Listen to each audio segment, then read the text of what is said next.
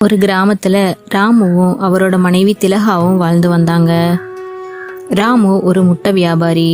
அவரு தாங்கிட்டு இருக்கிற கோழிகளை வளர்த்து அதிலிருந்து கிடைக்கிற முட்டைகளை வச்சு தன்னோட குடும்பத்தை நடத்தி வந்தாரு. திலகா ரொம்பவும் கோவக்காரி.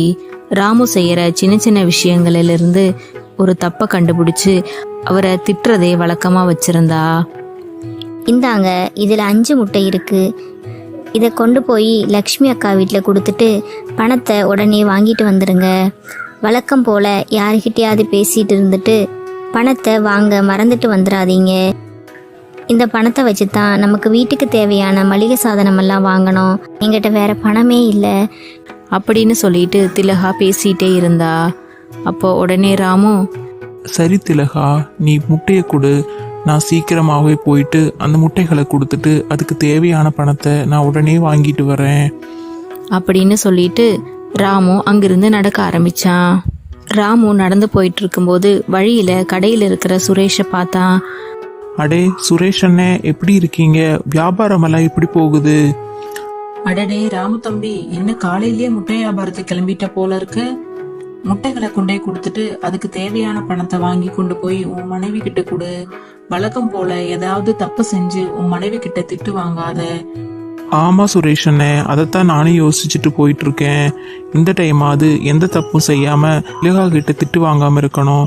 சரி அண்ணே, நான் வரேன் அப்படின்னு சொல்லிட்டு ராமு அங்கிருந்து நடக்க ஆரம்பிச்சான். ராமு நடந்துகிட்டே லக்ஷ்மி வீட்டை வந்து சேர்ந்தான். லக்ஷ்மி அம்மா, ராமு வந்திருக்கேன், முட்டை கொண்டு வந்திருக்கேன் பாருங்கம்மா அப்படின்னு ராமு கூப்பிட்டான். உள்ள இருந்து வெளியே வந்த லக்ஷ்மி முட்டைகளை வாங்கிட்டு, இங்கேயே இரு ராமு, நான் உள்ளே போயிட்டு முட்டைக்கு தேவையான பணத்தை நான் எடுத்துட்டு வரேன், நீ இங்கேயே நில்லு அப்படின்னு சொல்லிட்டு லக்ஷ்மி உள்ள போனா. ராமு வெளியே காத்திருந்த நேரத்துல அந்த வழியா ராமுவோட நண்பன் ராஜு வந்தான். ராஜு வந்ததை பார்த்ததும், ராஜு எப்படி இருக்க? உன்னை பார்த்தே ரொம்ப நாள் ஆச்சே அப்படின்னு சொல்லிட்டு அவர் பக்கத்துல போனான். அடே ராமு, நீ எப்படி இருக்க? உன்னை பார்த்தே ரொம்ப நாள் ஆச்சே. உன்னோட முட்டை வியாபாரம் எல்லாம் எப்படி போகுது? அப்படின்னு 2 பேரும் பேசிக்கிட்டே அங்கிருந்து முட்டையோட காசை வாங்காம ராமு ராஜு கூடயே நடந்து போயிட்டான். போற வழியில ஊருக்குள்ள அவனோட நண்பர்கள் எல்லாம் பார்த்து பேசிட்டு ரொம்ப நேரமாகி ராமு வீட்டுக்கு போனான். ராமு வீட்டுக்கு வந்ததும் கோழிகள் போட்டிருக்கிற முட்டையெல்லாம் எடுத்து வச்சுட்டு வீட்டுக்குள்ள போனான். ராமு வந்ததை பார்த்ததும் திலகா உடனே, நான் உங்ககிட்ட எவ்வளோ டைம் சொன்னேன் முட்டைகளை கொடுத்துட்டு பணத்தை மறக்காம வாங்கிட்டு வாங்கன்னு. நீங்க மறுபடியும் அதே தப்பை தான் செஞ்சிருக்கீங்க. நான் அப்பவும் உங்ககிட்ட சொல்லிவிட்டேன்ல, வீட்டுக்கு தேவையான மளிகை சாதனம் வாங்கணும்னு. நான் சமைக்கிறதுக்காக இவ்வளோ நேரம் காத்துட்டு இருந்தேன். நீங்க அந்த பணத்தை வாங்காம மறுபடியும் மறந்துட்டு வந்திருக்கீங்க. இங்க வீட்டில் இருக்கிறவங்க பசியோடு இருப்பாங்க. பணத்தை வாங்கி கொண்டு போய் கொடுக்கணுங்கிறது கூட உங்களுக்கு தெரியாதா? நீங்க ஏன் மற்றவங்கள மாதிரி நம்ம குடும்பம் நல்லா இருக்குன்னு நினைக்க மாட்டேங்கிறீங்க அப்படின்னு சொல்லிட்டு திலகா ரொம்பவும் திட்ட ஆரம்பிச்சா. இதையெல்லாம் ராமு ரொம்பவும் மௌனமா நின்று கேட்டுட்டே இருந்தான். உடனே திலகா, என்ன சொன்னாலும் வாயை மூடிட்டு அமைதியாவே இப்படி நின்று இருந்தா என்ன அர்த்தம்? ஏதாவது சொல்லுங்க. சரி, இந்த தப்பை தான் பண்ணிட்டீங்க, பரவாயில்ல. நாளைக்கு காலையில 6 மணி ஆகும்போது நம்ம சுரேஷ் அண்ணாவோட கடைக்கு ஒரு 10 முட்டை தேவைன்னு கேட்டாங்க. நீங்க அதையாவது கரெக்டா 6 மணிக்கு கொண்டு போய் கொடுங்க. அதுலயும் ஏதாவது சொதப்பல் செய்யாதீங்க அப்படின்னு சொல்லிட்டு திலகா அங்கிருந்து போயிட்டா.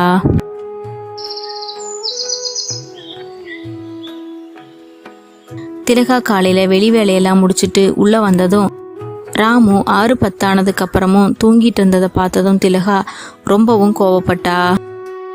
என்னங்க, நேத்து நான் உங்ககிட்ட அவ்வளவு சொல்லியும் நீங்க மணி 6:10 ஆச்சு, இன்னும் போய் கொடுக்காம இருக்கீங்க. அவங்க நம்மளை பத்தி என்ன நினைப்பாங்க? நாளைக்கு இதே மாதிரி நம்ம கிட்ட முட்டைகள் கேட்டுட்டு வருவாங்களா அப்படின்னு சொல்லிட்டு திலகா கத்த ஆரம்பிச்சா. உடனே ராமு, திலகா 6:10 தானே திலகா ஆச்சு, 10 நிமிஷம் தானே தாமதிச்சு இருக்குது.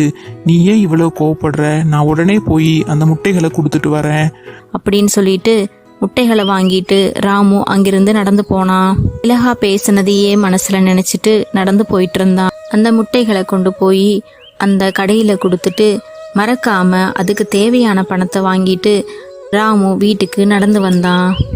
ராமு வீட்டுக்கு வந்து பார்த்ததும் திலகாவும் அவரோட பையனும் ஒரு பேகோட வெளியே நின்றுட்டு இருந்தாங்க. இங்கே பாருங்க, என்னோட அப்பாவுக்கு உடம்பு சரியில்லைன்னு தகவல் வந்துச்சு. நான் ஊருக்கு போயிட்டு வரேன்.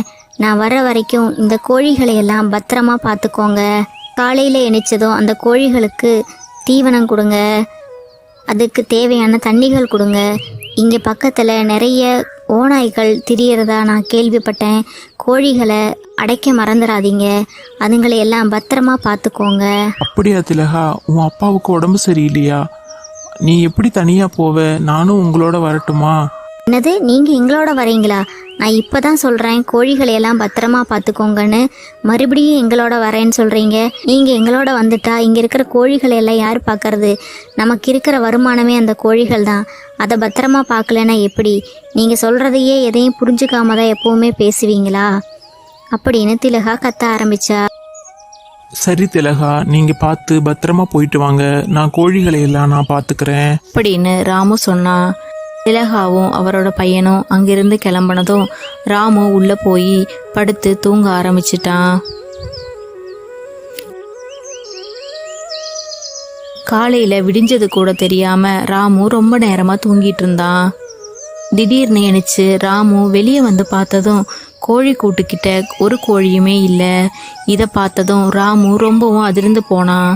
ஐயோ, கோழிகள் எல்லாம் என்ன ஆச்சு? ஒரு கோழிகளையுமே காணோமே. எல்லாமே என்னோட கவனக்குறைவால தான் நடந்துச்சு. நான் நேத்து கோழிகளை எல்லாம் அடைக்காமையே நான் போய் தூங்கிட்டேன். அதனால இந்த கோழிகளை எல்லாம் யாரோ பிடிச்சிட்டு போயிட்டாங்க போல இருக்கு அப்படின்னு ராமு அங்க நின்று புலம்பிட்டு இருந்தான். ராமு அங்க நின்று புலம்பிட்டு இருக்கிற டைம்ல அவனோட நண்பன் ராஜு அங்க வந்தான். ராமு அங்க நின்று தனியா பேசிட்டு இருக்கிறத பார்த்ததும் ராஜு அவனோட பக்கத்துல போனான். ராமு, என்னாச்சு உனக்கு? ஏன் இப்படி நின்று நீ தனியா பேசிட்டு இருக்கிற? உடனே ராமு நடந்ததையெல்லாம் ராஜு கிட்ட சொன்னான். வாரம் கழிஞ்சு திலகா வருவா. திலகா வந்து இந்த கோழிகள் எல்லாம் எங்கேன்னு கேட்டா நான் என்ன சொல்லுவேன்? எங்களுக்கு இருக்கிற வருமானமே இந்த கோழிகள் தான். இப்போ நான் இந்த பணத்துக்கெல்லாம் நான் எங்க போவேன்?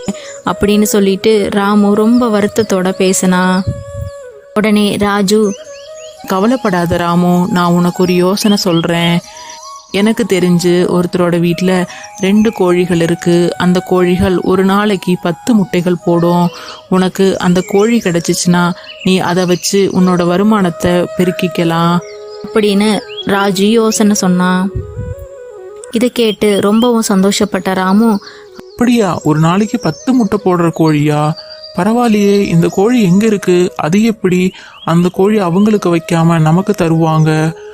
அது ஒரு வயசானவர் வீட்டில் இருக்கிறாமோ, அவரால் அதை பாதுகாக்க முடியல. அது நல்லபடியாக பாதுகாத்து அதுக்கு தேவையான தீவனங்கள்லாம் கொடுத்து வளர்த்துற ஒரு ஆள் கிடைச்சா அவர் கொடுக்கறதுக்காக பார்த்துட்ருக்காரு. நீ அதை பத்திரமா பார்த்துக்குவேனா அவர் உனக்கு அதை தருவார் அப்படின்னு சொல்லி ராஜு யோசனை சொன்னான். உடனே ராமு, அப்படியா ராஜு, வா உடனே போய் நம்ம அந்த கோழிகளை கொண்டு வரலாம் அப்படின்னு சொல்லிட்டு 2 பேரும் அந்த முதியவர் வீட்டை பார்த்து நடக்க ஆரம்பிச்சாங்க. அவர்கிட்ட இருந்து 2 கோழிகளை வாங்கி ராமு வீட்டுக்கு கொண்டு வந்தான். ராமு அந்த கோழிகளை எல்லாம் பத்திரமா பார்த்துக்கிட்டான். அதுங்களுக்கு தீவனமும் தண்ணியும் அதிகமாக கொடுத்ததால அது 10 முட்டைகளுக்கு பகரமா 20 முட்டைகளா போட ஆரம்பிச்சிச்சு. ராமு ரொம்பவும் சந்தோஷப்பட்டான். அந்த முட்டைகளை எல்லாம் கொண்டு போய் ஊருக்குள்ள கொடுத்து அதிலிருந்து ராமு நிறைய பணம் சம்பாதிச்சான். ஒரு வாரம் கழிச்சு திலகா ஊர்ல இருந்து வந்த உடனே அவ கோழி கூட்டுக்கிட்ட போய் கோழிகளை பார்த்ததும் அவளோட கோழிகள் ஒண்ணுமே இல்லை. அதுக்கு பதிலா வேற 2 கோழிகள் இருக்கிறத பார்த்ததும் அவ ரொம்பவும் அதிர்ந்து போனா.